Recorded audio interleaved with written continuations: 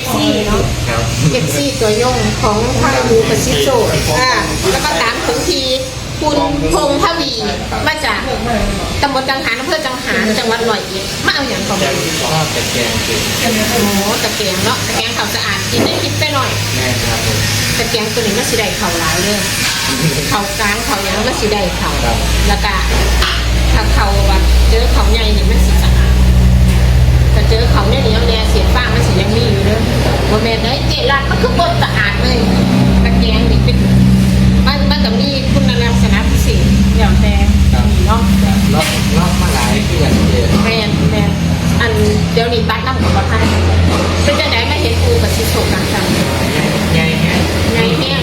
พี่นาแห้งสีใหญ่กว่าเก่าเนื้อเพราะว่าสิขยายไปอีกไรคืน ครับ ขยายเป็นโกดังที่ส่งกะเป็นFCเนาะเพิ่นมากเพิ่นเงินขับรถบุกหลอกเขาไหวเป็นเพิ่นคล้องนะเพื่อที่จะขอบคุณหลายๆค่ะขอบคุณค่ะเดี๋ยวดูมาส้มเด้อส้มปูกับซิโซการจ้าง06162632232มาหุ่นจะท่าครับถ้ามาหุ่นจะท่ากับพี่ปูกันแป๊บเนาะปูกับซิโซการจ้างสกลนครมากง่ายๆเนาะวันนี้เจ๊ขอลาไปก่อนค่ะสวัสดีค่ะวันที่10